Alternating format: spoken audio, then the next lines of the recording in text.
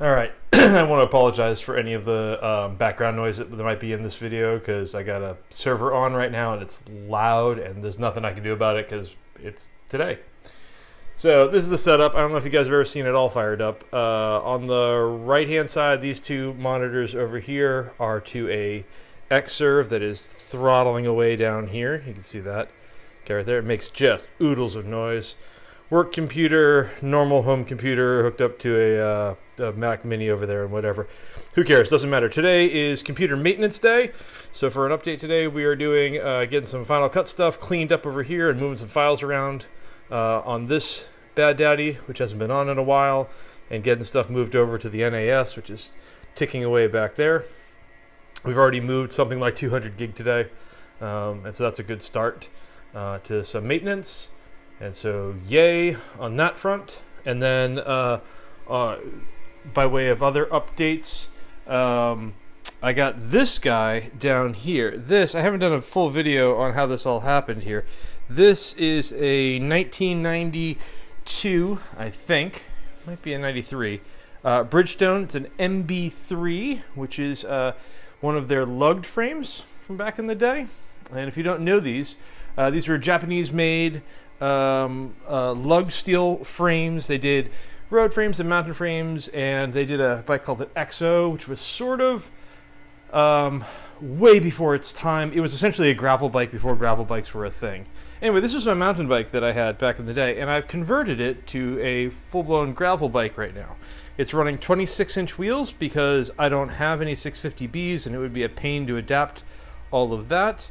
It's running a double crank set. That's a 3242, I think. No, 3244.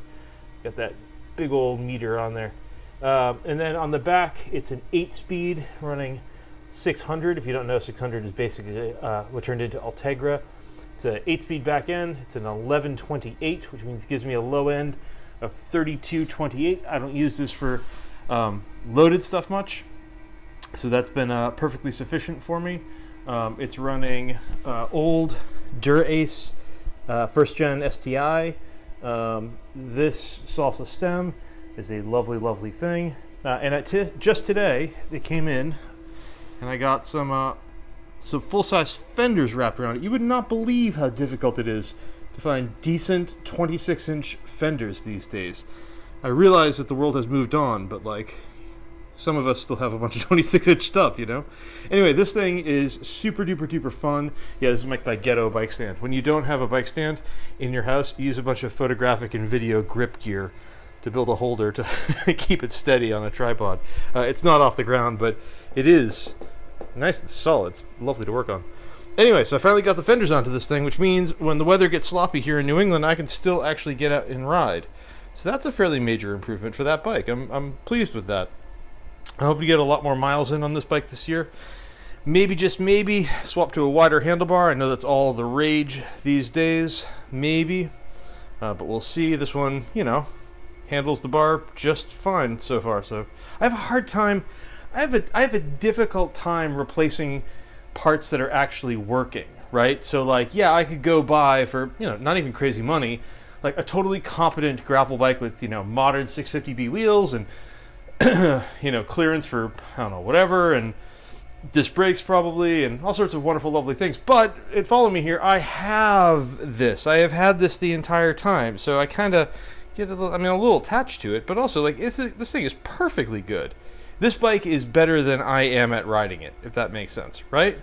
Plus, I don't feel bad taking you down like proper single track. I live in New England, so the single track here is not the flowy stuff that y'all get some other places. This is like tight techie stuff.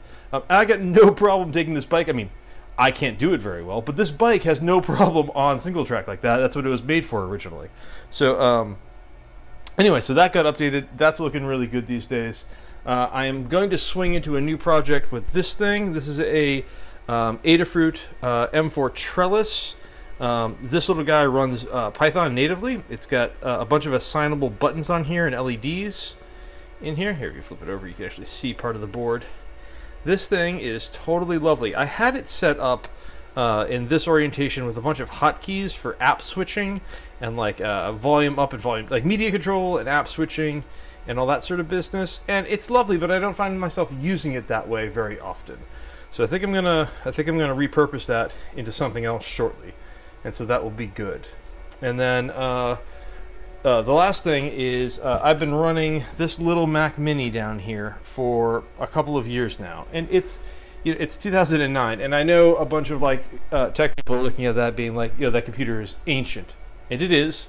I've given it a bit more RAM. I gave it an SSD, so it's okay. But that's my daily driver for just home computing, and it's been fine. But it also is running my PLEX installation. So I run PLEX Media Server, and it's been running that, and it's mostly okay. But I'm starting to collect H.265 encoded files, which are smaller and higher quality and just better in every way, except that they require more processing power.